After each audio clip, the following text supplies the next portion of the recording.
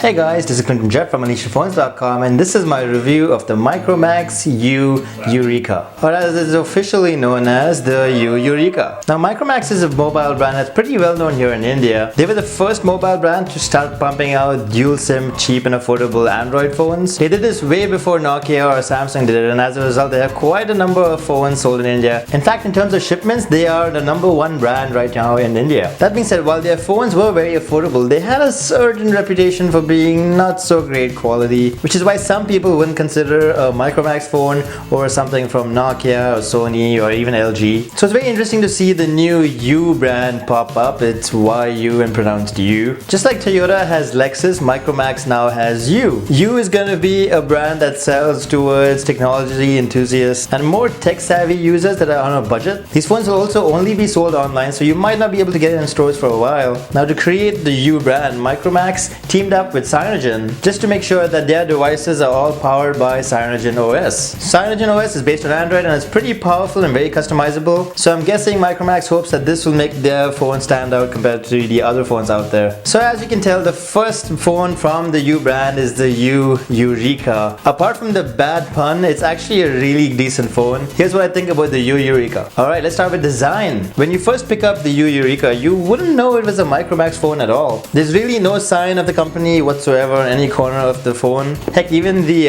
box has no mention of Micromax anywhere on it at all. So it's very evident that Micromax wants U to be a separate brand on its own. But coming to the phone, it does feel very solid. Sure, it's mostly plastic, but it does feel immensely well built for its price tag. Heck, I'd even say it's the best phone Micromax has made so far, but it's not really a Micromax phone. Measuring 154 by 78 by 8 millimeters and weighing 155 grams, the Eureka might not be the slimmest or lightest phone around, but while it is a large phone, it is very comfortable to hold thanks to the rounded edges right over here. But that being said, there's no way you'd be able to stretch to all corners of the screen. It's just too big. Speaking of screen, there's a large 5.5 inch 720p IPS display with Corning Gorilla Glass 3 that equals about 267 ppi of pixel density, which isn't too great but isn't too bad either. That being said, because of that low pixel density, you can sometimes make out a couple pixels on that screen, especially if you're very used to a 1080p display of some sort. But apart from that, the screen is actually really good. It's very bright, the viewing angles are pretty good. Color reproduction also seems to be okay, and it's very easily usable in outdoor sunlight. There is quite a little bit of bezel all around the screen, but the edges are also raised to prevent it from getting scratched in case you put the phone down on its screen. What I also really like about the Eureka is that there is no branding at the front of the screen. It's very plain and minimalistic, and this actually looks really good. Above the screen you have a centrally located earpiece with the front-facing 5 megapixel camera. There's also an ambient light sensor and proximity sensor hidden over here. Below the display you'll find 3 capacitive keys. One of them is the outline of the home button,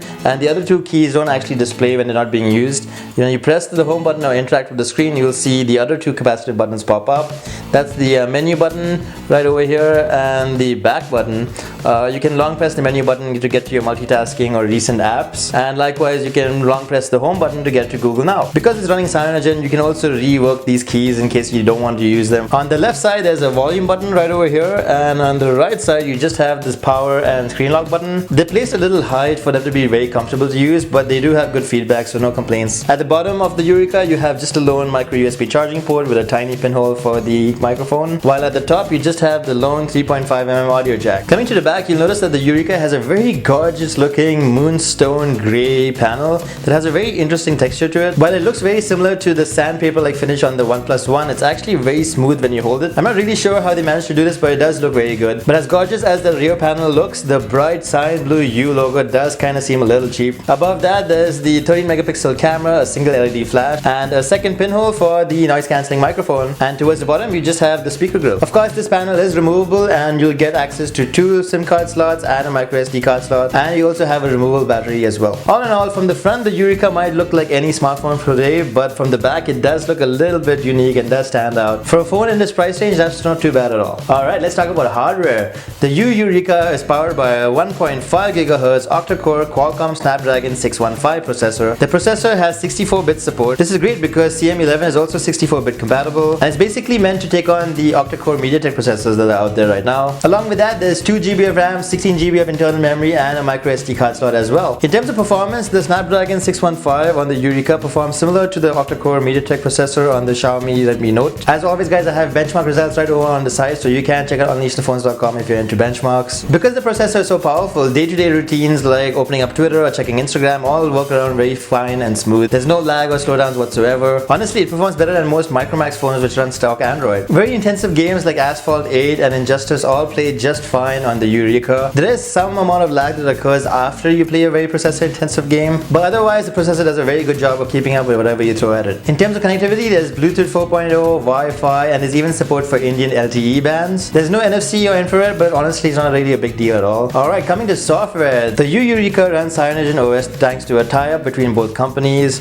that resulted in the Cyanogen-powered OnePlus One being banned from sale in India because of a legal dispute. So right now the only official CM phone in India is the Eureka. CM11 looks pretty good and it's really simple and straightforward to set up and use. It isn't quite the most stable ROM running right now, so you will sometimes notice a couple random app crashes. The big deal about Cyanogen OS is that it is very customizable. For example, I didn't like the default lock screen that came with the Eureka, so I was able to disable that and switch to a different stock lock screen instead. Similarly, you can choose how long the capacitive keys below the display stay backlit for.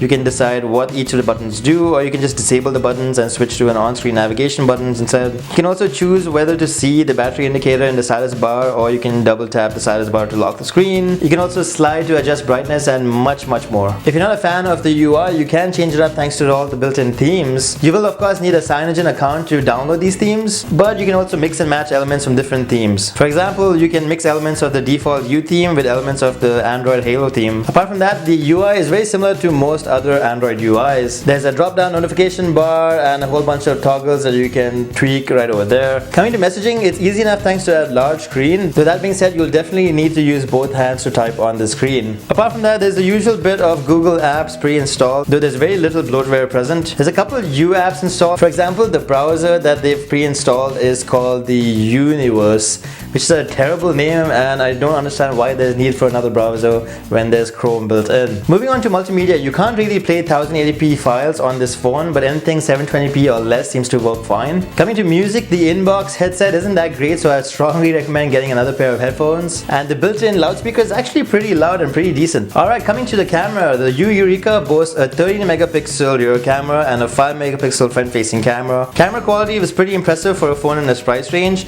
Images taken in daytime situations were sharp and had mostly good color reproduction, though images sometimes turn out unsaturated, and the camera does take a while to focus sometimes. All that being said, the Eureka does find low light situations slightly challenging, and you will find noise creeping into images often. The single LED flash though is appreciated for portrait shots at night. Similarly, video quality is also the same as with images. As always guys, I have a whole bunch of camera samples right over on the blog that you can check out right over at unleashthephones.com. Alright, coming to call quality. Call quality on the Eureka was decent enough and I didn't really have any issues with network reception. Voices came in clear and callers on the other end of my phone call said that they could hear me fine as well. Alright, coming to battery life. The Eureka is powered by a 2500 mAh battery, which isn't too great all things considering. On moderate usage, which involves maybe checking your Twitter a couple of times, taking a couple of pictures, listening to a couple of music, or even browsing the internet for a little bit, the Eureka will be able to get you back home at the end of the day with some battery percentage left. But under heavy usage, you definitely have to charge this up before you leave the office for the day. Regardless, you're definitely going to want to charge this phone up at the end of every day. So even though the Eureka is of a phablet size, it doesn't have the battery life of a phablet. Alright, to conclude, the Eureka sure has a lot going for it. Sure, it has a couple of flaws, but at that price tag, it's just plain and simple immense value for money. The phone looks decent, has a solid camera, has great performance, okay battery life, and in a lot of ways the Eureka is nothing like anything Micromax has released so far. Cyanogen OS is deeply customizable and runs fine and smooth on the Eureka, and I really don't think most people would crave stock Android over that. Micromax also seems to have a very specific audience with the Eureka and they're only selling it online, so hopefully there will be sufficient enough stock for everyone to get one. Though in case you are interested in this phone, I would strongly suggest registering for it. The only real competition at the same price tag is the Xiaomi Redmi Note. There's the octa-core MediaTek Xiaomi Note and the Snapdragon 400 Xiaomi Note 4G, both of which are also immense value for money. That being said, I don't think the Redmi Note has any clear advantage over the Eureka. So all in all, the Eureka is definitely worth checking out. That's what I think about this phone guys. As always, if you have any questions about it,